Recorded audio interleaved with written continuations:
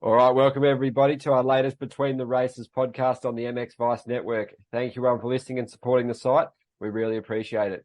We'd first like to thank our sponsors in Fly Racing, Monster Energy, Fox, Parts Europe, Scott, Bell Helmets, Acherbys, AS2 Performance, Kawasaki UK, KTM UK, and of course, Even Strokes for all their incredible support, as without them, none of this would be possible. All right, for this episode, we have a special guest, an interview with Estonian star Jorgen-Matthias Talviku. How's life? And thank you for joining us, mate. Fresh from signing an exciting deal to race in America. Yeah, good. Thank you. Thank you for having me. No, mate, it's all really cool. Obviously, you've raced so many different series in the last few years, British, AMA, MX2 in MXGP, EMX. You've done pretty much everything, mate. So pretty exciting opportunity, this one in America. So let the fans know and let all of us know how it came about and what were the sort of the origins behind it. Yeah, so last season with the SC Sport Homes Husqvarna, I managed to race some AMA Nationals, which have been really cool experience. So let's say after the last round, pretty much this season, I got the text message from CREO Racing that they are interested. They're looking for a rider to do Arenacross and Supercross East 250 Championship. So my goal always, like, even when I signed with SC Sport Homes, was, that will be the good opportunity for me to get ride over here, hopefully. Actually, we planned to race even Supercross season last winter, but unfortunately I broke my femur in destinations, so it didn't happen. But anyway, I managed to ride to do some good results in AMA Nationals, and that's how the deal pretty much came. They noticed me and contacted, and I raced some GPs as well, but I didn't have like something really good on the table for that moment, and then I decided to take that cool opportunity. Why not? Because those opportunities, like, they don't come every day, So I mean, I appreciate the opportunity, the trust, the people who have helped me, and that's pretty much how it came from. Yeah, mate, it's so awesome to hear. Obviously, all that hard work over the years has paid off when you get an opportunity like this. So how have you settled in? How are your teammates? How's the team structure? I suppose everyone's been really helpful. And how are you finding life in America on a full-time basis? Yeah, we have been here actually a week now. So I think a new thing for us. It takes time to settle in here. It's a totally different world out here. So it takes a bit time. But I've managed to ride a few days on the bike, test a little bit on a small Arenacross track. So tried the whoops first time and stuff like that, So just trying to get used to, and I think it's been good. Just takes time to get to know all the new people, and everybody have been really helpful. So it's been a pleasure, Yeah, and you're based out in Kansas there, mate. It's obviously a bit of a change of pace to Europe. So you found all the food, the lifestyle's good, and also how have you found adapting to the new bike setup, the suspension, whoops, like you said, all these different rhythm sections and transitions, mate? How's it all been in those aspects? Yeah, I think also have helped me is that I have been in America a few times before. Like we were last year, I was like one time here racing 3 rounds of AMA Nationals. Then this winter we were here from mid-January to March, pretty much. So I pretty much knew all the stuff, So when we came here, I know the groceries, I know like the food places, So it's been good, and yeah, even first days on the bike on the engine wise went really good. On the suspension, it's completely different world here, so it takes time to get used to that, and to find really good balance, So I mean, it's been good. It just, the more days I ride on the bike, the better obviously I get. So yeah, I'm happy. It's been good. Yeah, mate, it's all about learning and building up that base and sort of getting to know the bike and all the different surfaces you'll be riding on. And I guess come that first gate drop in Arenacross, mate, I guess it'll be pretty intimidating. You've probably been watching up a few videos. They're pretty wild in there, mate. They don't mind throwing it in there for the money, do they? Yeah, exactly. I mean, it all has been super fast. I pretty much, I think I signed with them before Nations, or before maybe even British GP or something like that at the same time, pretty much. So I didn't have a lot of time. I had apartment in Belgium for a few years, so I pretty much after Nations, I drove full gas to there, packed all the stuff, gave apartment away, then drove the Estonia like 22 hours, then to Estonia, meet some sponsors, like telling me about the plan, like I got good opportunity and stuff like that. And then pretty much I was like, I think 4 or 5 days in Estonia.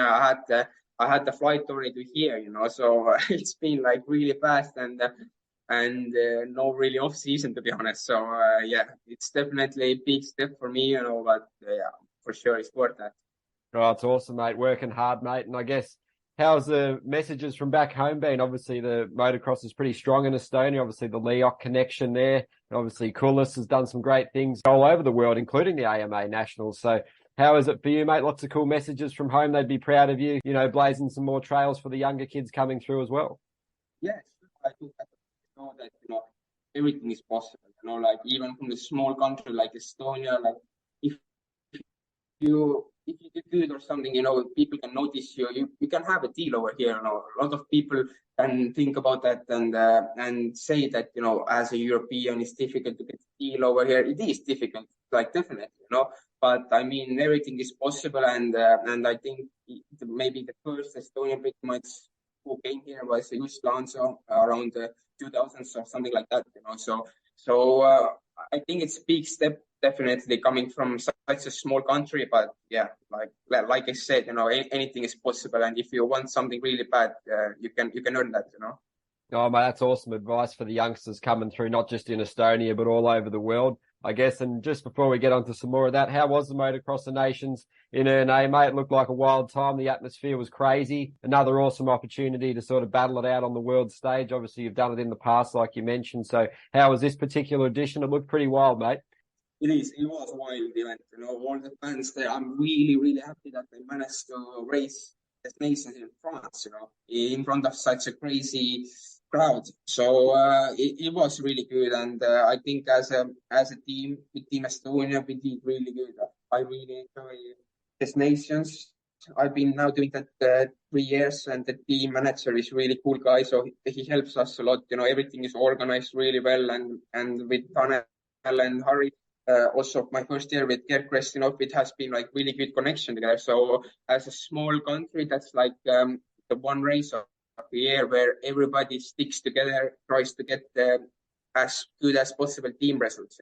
So yeah, definitely it was good. It was my last race with SC Sport Homes crew, so a bit of emotions as well. I had really good connection with my mechanic James. So it was a bit sad to leave, but yeah, I did good at destinations. I mean, I had really solid races. Like my goal was to finish both motos in top 20. So I did that really good actually, and I was really happy to finish the season on a good note, because I actually had quite a tough, let's say, first part of the season with injuries.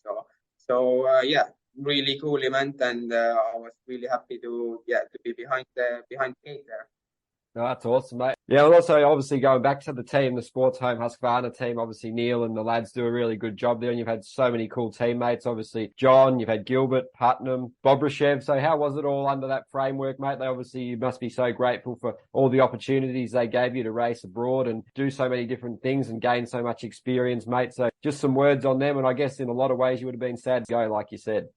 Yeah, exactly. I mean, there are not so many teams who can give like opportunity for riders to race AMA Nationals. So I'm really thankful for that. I'm really thankful that they picked me up in the middle of the season, pretty much last year. So it was definitely a big step for me. Good opportunity, and with all the teammates, we had really good time. We have been traveling a lot, had many good training camps together, and yeah, it's been like a family, to be honest. Yeah, it's so cool, mate. And obviously, you built some friendships that'll, be lifelong and not just in the motocross world, in real life as well. So that's pretty cool. And also I wanted to ask, how many more nations has Tanel got in him? Do you reckon he's got a few more left? He seems like he's just never going to retire and stop racing, doesn't he? You never know, Tanel. I mean, like, I don't know. I think he can race for a long time. It's just, he still has that spirit, and that, he always does good at his nations also. Like, unfortunately, that little injury he had this year, but I mean, he always does good, and he still enjoys racing, even if he's if he's busy with his boys, just, yeah, I don't know. I think he will do a few more, to be honest. Do you think you'll be racing to his age, mate? I guess he's a good inspiration.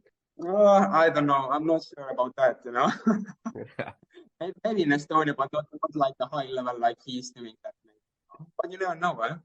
Yeah, that's awesome. It's definitely difficult to finish that.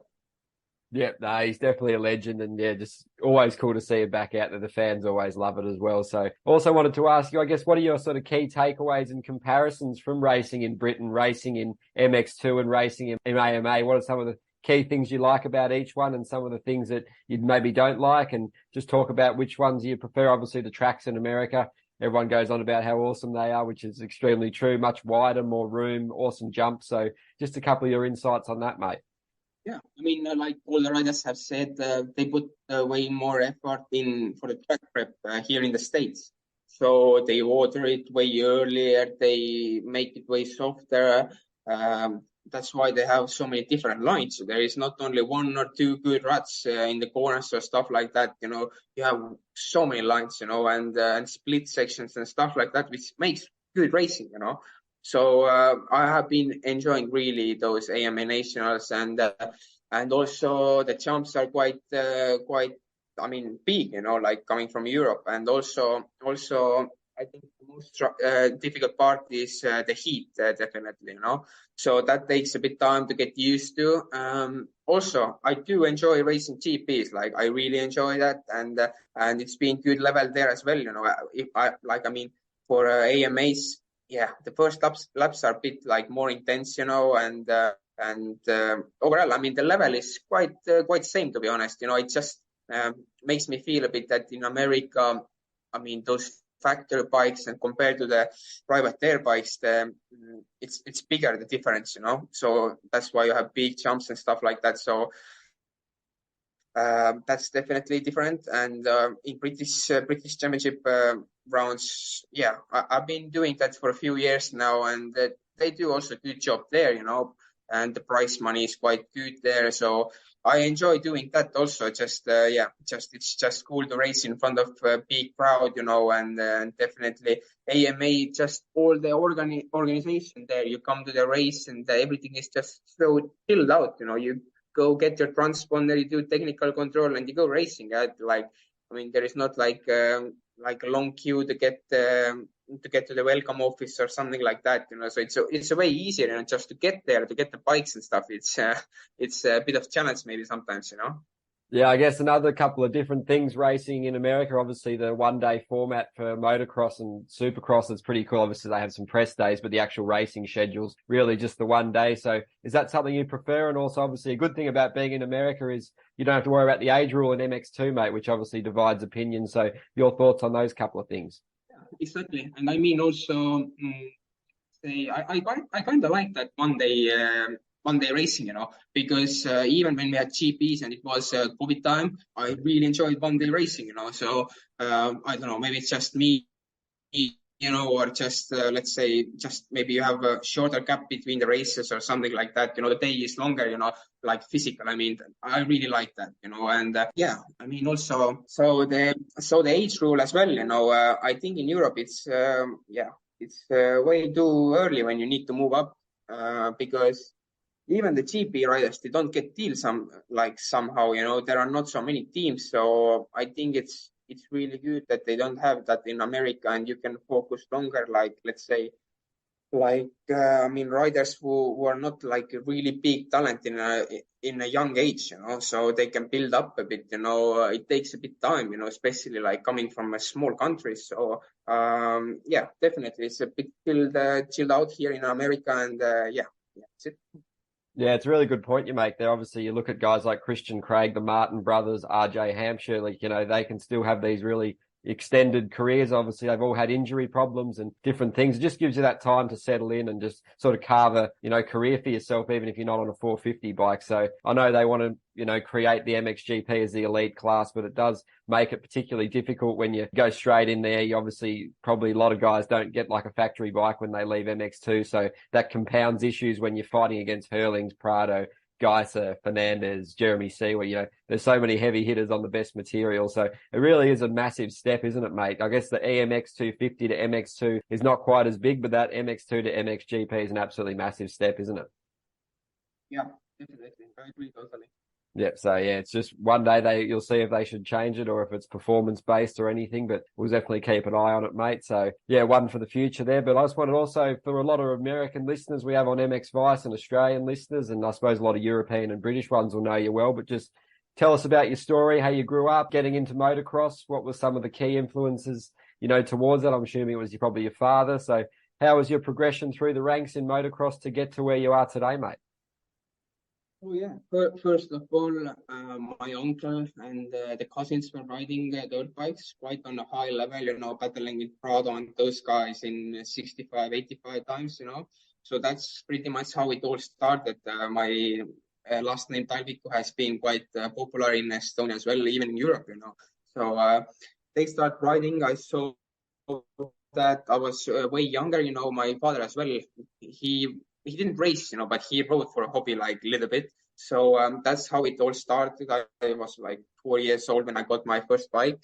Then racing started at 7 years old. So yeah, it's been good so far. It's been not like a sport. It's been like a lifestyle, you know, living on the camper or something, you know, on the way. So it has been teaching me a lot of things, you know, not only in the sport, but just how to live overall, how to, you know, to be a better person overall, you know. So that's how it started, and then we first started racing in our country, then moved to, yeah, let's say Latvia and those like near places, and then European Championship, and that's how it started. I managed to get my first pretty much team with Team MGC Yamaha in EMX 125 days, which is still a Yamaha factory team. So that's how I started. I got through that Blue Crew program, which they are still doing, you know. So for me, it was mega, you know, to start from somewhere, you know, and start from factory team straight away, you know.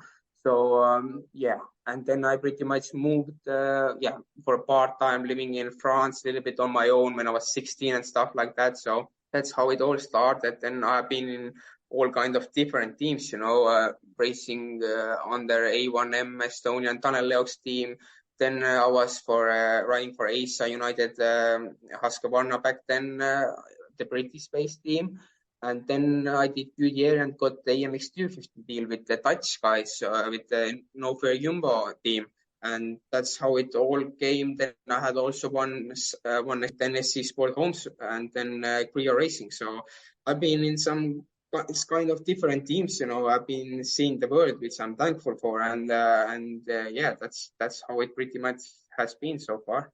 No, it's a really cool journey, mate. Obviously, it just shows the dedication and commitment you have to chase the dream. And, you know, you grow up pretty quickly being a motocross racer when you come from a country like Estonia, don't you, mate? It's sort of, you got to be all in. You can't sort of half want to do it. Obviously, it just shows that you're willing to move away. You're willing to sacrifice, obviously, time with your friends, time with your family. So I guess that's probably one of the key lessons you would probably teach young riders today, that you've got to be really dedicated to really want it. Because if someone doesn't take that seat, there's always another one waiting, isn't there? Yeah, exactly. I mean, let's say like people can't notice you, like let's say in small countries, you know, like your own country. So you need to move somewhere. You need to move in the center of motocross, you know, like Belgium, France, somewhere there. You know, even you don't have tracks like that in Estonia. So you need to improve. You have a way higher level there. You have a good group of guys on the practice day, same time. The lines are different, stuff like that, you know. So I was really lucky actually that my father and we both started to travel a lot when I was in a young age. He understood that, and he tried to get the money together to just go in Belgium or somewhere else, you know, to practice. So I mean, yeah, it's a big sacrifice, you know. I even, you know, I didn't skip the school. I managed to finish my like 12th grade school, you know, and like last years I was doing still on online everything, you know, but I still managed to finish the school. So that was also a good point for me, because the life goes on after racing as well, you know. So yeah, it's been good and long road for sure to be where I am today.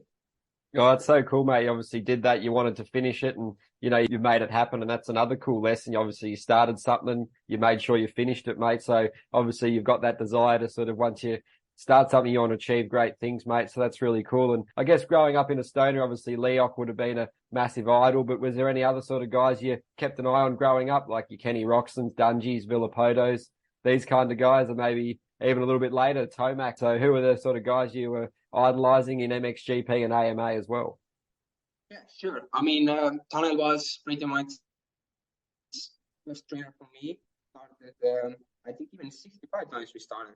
And then now, like, let's say 4 or 5 years, Harry Kullas has been a big helper for me and the coach, So he has done a lot to me. And I think it's important for a small country that everyone helps, There are not so many riders on a high level. So everything you get to know from their career and stuff like that, it's valuable information, So they have been helping me a lot. Then I have also looked up to those like Cairoli and Rox and those guys, especially like I've been always following the American motocross and supercross, and I really respect the riders from Europe who has been moving to here, because as I know now, like it's not easy, like sometimes people think that you go on, under the sun and stuff, for a good, like, opportunity and stuff, which it is, but it takes a lot, you're far away from home, you sacrifice a lot. You start your live, like I pretty much,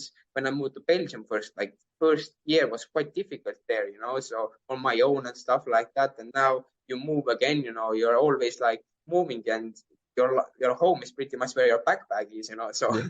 it's like it's a big sacrifice, and you put a lot of effort in. So yeah, I've been always looking up for riders who have been moved like far away from their home. So yeah, definitely. That's really cool, mate. And obviously, being Australian, Lawrence brothers are, that's a pretty good story of how they, it's a long way away, Australia, from a lot of places, Europe, then America. So that's kind of stories, I guess, are good ones for you to look at and how they approach it. And I guess anyone that's doing it in America when you're not growing up racing Supercross, that's a massive challenge. So did you race any Supercross or anything growing up? Did you have any tracks, mate, or is it just all new to you, mate? It's all learning. So it's a pretty massive effort to take that leap, isn't it? Yeah, exactly. No, I mean, Estonia, we didn't have like any supercross track or stuff like that. I have raced 2 supercross races in Finland, which have been like the closest, but which are far away from American tracks, So it's all new. It's a big step for me, But I've been always wanting to do that, and now I got that opportunity. So if I don't try, I never know, It's definitely not easy, and it takes time, and I want to build up, I want to stay here. That's my goal, and it's a big learning year for me, but the opportunity I got, which I'm really thankful, it can work out, if you trust and work hard, then anything is possible. So I mean, I don't have like a supercross previous experience, but I'm gonna start with Arenacross, which is like maybe really good for me, like a little bit smaller tracks, still whoops, you can learn from that intense racing, and then move on to Supercross East, and I'm looking forward. Yeah, mate, it's going to be That so really. cool. I guess it's going to be fun, racing against guys like Deegan, Shimoda, Kitchen, Hymas. There's just so many elite guys, Voland, there's so many good guys in that 250 class. It's stacked every single week, mate. So I guess that's something you're really looking forward to as well, and just learning from these guys and seeing where you can make gains. Because I guess at the start, there'll be so much to learn and you want to take in everything and just grow as quickly as possible, I guess, but in a safe manner, because it is extremely dangerous, obviously, Supercross and Arenacross for that matter. Yeah, sure, definitely. It's a lot of good riders, and the level is really high. So it's gonna be tough for sure. I'm not expecting anything easy, but you need to start from somewhere, and that's it pretty much. Yeah, I think America's definitely the place for motocross. There's a lot of opportunities there. The tracks are generally, like we've been saying, better. There's probably a lot more training facilities and areas to train on, maybe better services, a bit easier, like we've discussed, with a lot of riders on mxvice. So I guess it's pretty cool that when you see the world of motocross and supercross in America as well, it's cool there's new manufacturers like Triumph, Ducati, Beta. All those things mean more opportunities for riders. So I guess that can only be seen as a good thing, mate. And you never know, you might be able to pick up a factory ride if it goes really well, because there's going to be quite a few of them out there, especially across those 250 classes and with two coasts in Supercross. Yeah, exactly. That's the goal, and I mean, the sport overall is massive here, with all the fans and stuff. Like, it's obviously something else, It's a bit different feeling than you race GPs. Like, if you're, let's say, for AMA Nationals, you're behind the line and you have that national anthem and all the people there. It's like, I mean, I had every round I had goosebumps before the race, So it's a bit different feeling, and I think you may have a bit more opportunity to race here. Definitely, it's a big step to like achieve something and to get somewhere, But yeah, I mean, also the life here, it's not cheap. It's really expensive, and I mean, not easy at all. So yeah, that's kind of also another thing, when you move here. So yeah, definitely the sport overall, everything here it's a big change, and yeah, I'm really looking forward for that. Yeah, mate. And how are you going to sort of approach the training program? Obviously, you pretty much just come off the season racing. You haven't really, I don't know how you're going to do a pre-season. Are you going to work that in with the on and the off bike stuff? Because obviously the fitness is at a pretty good level. So are you going to sort of skip that pre-season, I guess, because it's not that far away from, I guess, even though you race in the East Coast, you got a little bit more time, but it comes around quick, doesn't it, mate? There's really no time for you to do a proper pre-season, I guess, is there? Yeah, exactly. I mean, there is no really off season, and for me, racing starts already in the first weekend of November. So yeah, definitely there is not a lot of time to settle on the bike. To have. I mean, like, even there is even still that jet lag in your body. So it takes a bit time. To understand all the life here and the racing, and the racing already starts in the first week of November. So and it's like straight away intense racing with the nine round championship in GT Arenacross series. So definitely, I mean, my goal is to build up, and do Supercross East Championship and then move to AMA Nationals. So that's the long-term plan, and I need to start from somewhere and see how it goes pretty much. There's still a lot to learn, and it's a big learning year for me, but I think I'm in that age as well where you can still, learn all that kind of stuff. And when you believe in yourself, obviously you need to stay with your two legs on the ground. It's like it's a dangerous sport, but yeah, like I said, you need to start from somewhere, and hopefully those people around me can help to set on the bike so I feel comfortable, and safe, and have the confidence. So yeah, I take day by day, and see how it goes from there. Yeah, it's a wise move, mate. I guess you look at someone like Tom Vial last year making the step, albeit on, factory KTM material. He obviously had his battles during Supercross, some good nights, some bad nights, but he had some really good performances once he headed to the outdoors AMA Nationals, mate. So I'm guessing that's really the goal for you, is to try and do as well as possible and then look for some really massive results outdoors, because that's obviously what you excel at and where you're good at. And you've already proven all over the world how good you are at motocross, mate. So even though it's a long way in the future, that must be definitely something that excites you. Yeah, exactly. That's definitely a big goal, and to learn as much as I can from that Supercross season, and then move to nationals. It's definitely a long season for me, which starts now in November and pretty much ends in September. So it's a lot of traveling and stuff like that, and yeah. I mean, like, that's like mega opportunity for me, which I'm going to take, with both hands. So, yeah, definitely. I'm really exciting times are ahead, and I can't wait for that. Yeah, awesome, mate. And just focusing on yourself again, what, from your perspective, make you such an excellent rider, I guess, physically, technically, and mentally, from your viewpoint, mate? Because obviously you've got so much talent, and just bringing it all together with all those aspects is massive. So what do you think are your strengths, I guess? Yeah, I mean, that talent always comes with the hard work, so it's still the same, ride a lot, get to learn those kind of conditions. I think my strength is those good early laps, those especially these are helping in motocross, so I think that technique to pretty much move to the supercross can help, I'm a bit aggressive also, so I mean, yeah, there's a lot to take, and I'm quite quick learner, so it's definitely different a bit in Supercross world, but I think those are the strengths, and which I can, always remember in my head. So yeah, there are definitely more from that, but just those are the first picks I got through my head first. Yeah, well said, mate. And while you're over there, do you plan to sort of do a few vlogs for the fans back home, mate, and maybe do a few social media stuff just to sort of elevate the profile? I guess that's a little bit of a secondary thing, when you just want to focus on your racing and adapting to life there. But is that something in the plans too? And I guess if it is, the team will probably be helping you out with that because they definitely do a good job of sort of bringing exposure to the team too, don't they?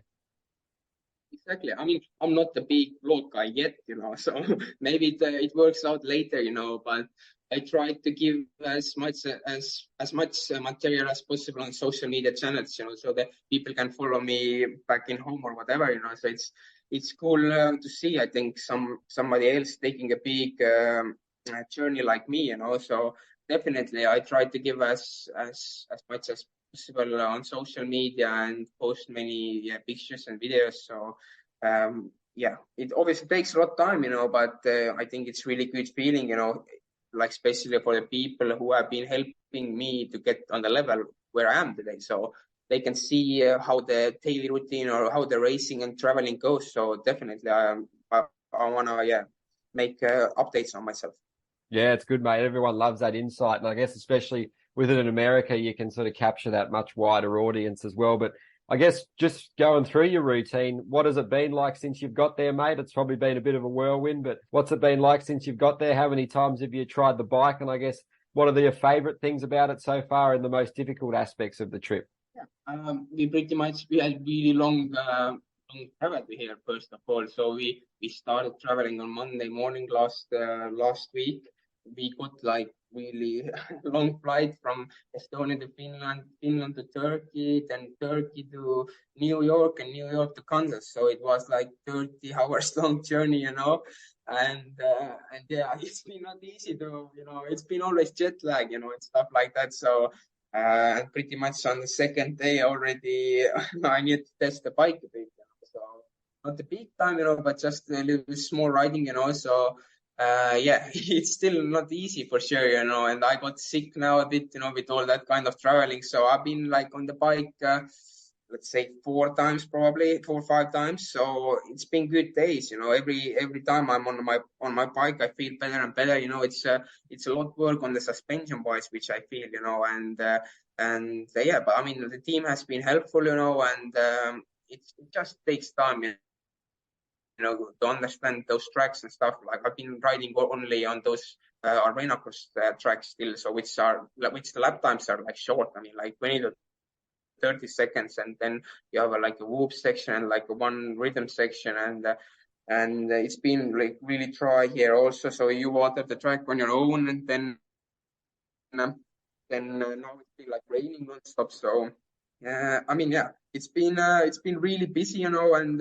I've been like doing still my schedule. It's a big change for me as well. Like it's not like in Europe you go to train, you do your like, let's say 20 minutes warm up, then you do your motos, and then I don't know, you get like 1.5 hour riding day on a day. You go on a track and you have like a short, like let's say 10-minute sessions maybe, which are even like really intense, and then you get to ride like, I don't know, 30 minutes to like 1 hour on a day, So, but yeah, I'm still doing my physical training, running, and stuff like that. So yeah, it's been the same on that, It's just because we pretty much came here with one package, We didn't have like really any tools or stuff like that. I came here with my mechanic, only us two, like my one of my best buddies, So I'm really happy that he could came with me, and he wanted to, let's say, live that journey with me, So he's also far away from home. We are far away from our family, girlfriend, stuff like that. So yeah, it's been like a really a big step for us, and we have been good traveling buddies. So also the team boss's father has helped us a lot. We could stay here at the moment to get the first few weeks under the belt on the bike, learn the team, learn the people around. And then the goal is pretty much now to move down to Oklahoma, because it gets cold here in Kansas. You may have even a snow, -degrees.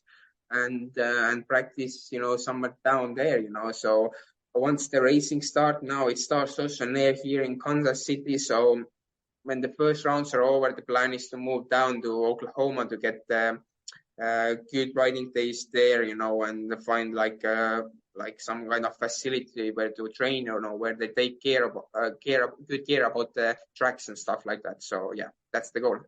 Oh, it's really exciting times ahead, mate. And just off the initial first few rides, how have you stacked up with the lap times against the other blokes you've been riding with? You're doing pretty well. You're happy with the progress so far on that side of things? I mean, it's good. We have been, riding with my two teammates, Tyler Gibbs and Dawson Cobb. So Tyler's from Canada, and Dawson is a local boy from here. So we've been practicing with them, and I mean, it's good. Like, I'm still not looking at the clock and lap times, but I'm doing my sessions to learn the bike and stuff.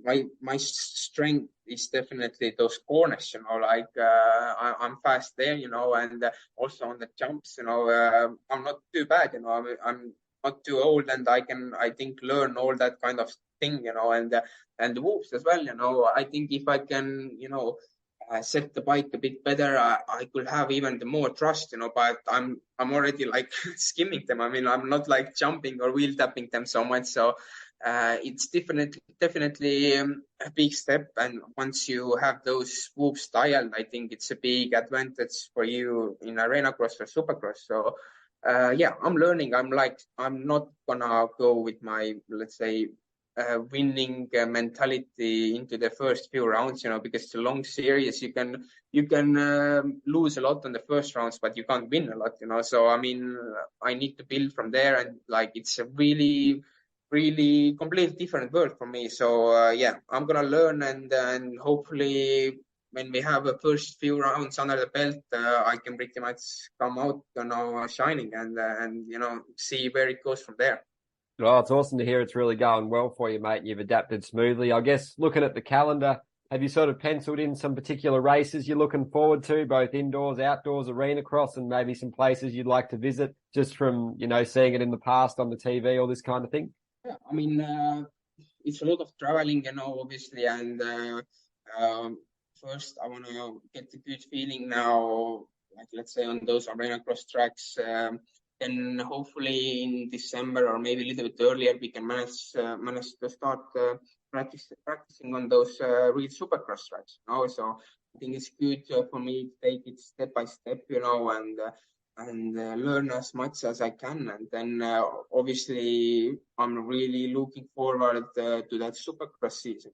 So first to learn from Arenacross, then move on to Supercross, and then those national rounds. So I'm really looking forward for that, and I think one of my favorite rounds is still Southwick. So I still love sand, and I think I'm gonna miss a bit Lommel and Kremenborg and Bergam and all kind of that sandy tracks, So I think it's I think it's really exciting, and yeah, we'll see like how it goes. So, but I'm definitely after Supercross, I'm really like keen to get to ride on a motocross track again, and overall as well, like there are quite many many Estonians already who I know living in America. So just to travel around here, make a new relationships and stuff like that's awesome. Yeah, it's not only a motocross world, it's the new contacts you make, the new people around you. So I'm really looking forward for that as well, So yeah, it's definitely it's a wonderful times ahead, Oh, nice, mate. Well said. And just a couple more before we let you go. Just on Estonia as a country, is there any particular secret why they're so good at motocross, mates? Always producing great talents. I guess it's not a traditional sort of motocross country like some of the heavy hitters like your Belgiums and your France and these kind of places. But for considering the size and I guess the weather and these kind of things, it produces some incredible talent. So is there like a particular program through the federations or anything? What's your sort of, perspective on why there's so many good riders Estonia develops? It's just like everywhere else as well, it's just the sacrifice you're willing to do, and then all the families behind, who are, ready to take long journeys in front of. And I mean, you can't achieve something like being in Estonia on a worldwide, let's say, you need to travel abroad, and stuff like that. So I think it's just, let's say, like what you want to achieve, and where you want to be, so that all kind of thing. And yeah, it's obviously been a lot help also for youngsters that, Tanel and Harry and like all those kind of guys in front, they have done some good results, and hopefully the sport is getting bigger and bigger in Estonia. We have still a lot of tracks in Estonia, which is good, and they don't have like opening hours. Yeah, I think now also the federation does way more work, to have more younger boys on the bikes as well, and I think even on the TV now as well, like those news and stuff, motocross is now a bit like more on the live stream and stuff like that, in the news. So I think it all plays part, and it's just a small country, and we try to stick together, and yeah, that's it. Pretty much that's how it has been, and hopefully there are more younger riders coming up. So yeah, looking forward to that. Oh, mate, they'll definitely be getting some inspiration watching all you guys doing your thing, and then the excitement will build once you start racing. So it'll be really cool, mate. And we wish you all the best for sure. And before, we wrap this one up, anyone you'd like to say a shout out to, thanks, friends, family, the team for the support, and just where can all the listeners follow you on social medias and just keep track of your progress, mate? Yeah, I really want to thank everyone who has been part of my journey, those sponsors. I mean, this is really important, like, for everyone, pretty much in that sport. You have sponsors behind you, and I have really good group of guys behind me who have been supporting me. It's definitely not easy, especially now also moving to America. There is a lot of costs, and stuff like that. But I'm really thankful who have been helping me, even with the products or for money-wise or something like that. Definitely my family, my father, and also the girlfriend and stuff like that. So I think also my trainer Harry Kullas, who has been like a big part of it, and the mechanics and stuff like that. So yeah, definitely everyone who has been helping me on the board, all those teams who have been, they have helped me on the next step and stuff like that, gave me the best possible opportunity I could have. So yeah, definitely all those people, and then yeah, everyone else as well. It's not only like motocross world. It's like you need to have all kind of people in your team. Let's say you need to have a family behind you. It's a big lifestyle. So yeah, definitely everybody who has been following me, all the fans around the world, So for me as a Estonian racing AMA Nationals, I already made some good fans there, which is really cool. You're coming from a small country, I didn't expect something else, so warm welcome. So yeah, definitely. Thanks for everyone, and thanks for CREO Racing for the new cool opportunity, and my mechanic who took that road with me. So yeah, I'm really, really thanking everyone, and we'll see where that road goes from, No, it's awesome, mate. We're all cheering you on and wishing you all the success from mxvice, and it'll be great to see you just racing, mate. It's exciting times ahead, that's for sure. And